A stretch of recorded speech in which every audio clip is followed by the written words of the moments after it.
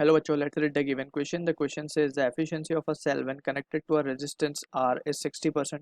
What will be its efficiency if the external resistance is increased to 6 times? Option A 80%, option B 90%, option C 55%, option D 95%. So, first of all, we need to understand what exactly यहाँ पे efficiency का मतलब क्या है.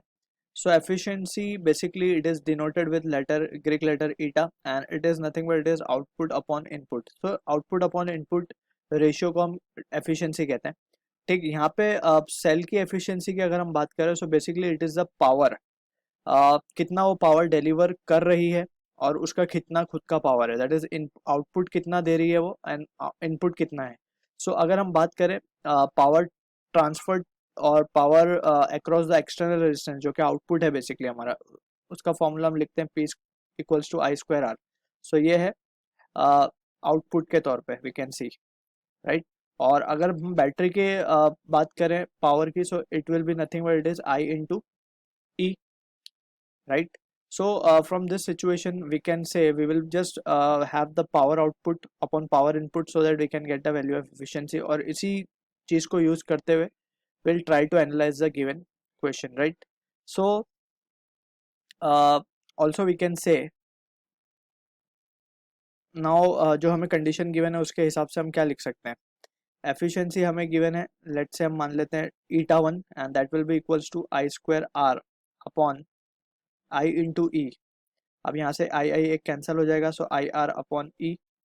अब ई की अगर हम बात करें सो ई को हम क्या लिख सकते हैं by ohm's law, sorry I को हम क्या लिख सकते हैं, I can be written as potential या फिर source of EMF upon the total resistance, that is R plus small R, जो भी इंटरनल रेजिस्टेंस होगा बैटरी का, right. So from this we can say eta 1 will be equals to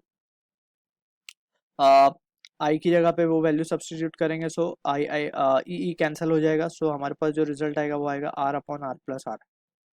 and from this हम क्या लिख सकते हैं, eta हमें 60% मीन्स 0.6 गिवन है and this will be the case. So यहाँ से हम इसके क्रॉस मल्टीप्लाई करेंगे, so 0.6 R plus 0.6 R will be equals to r.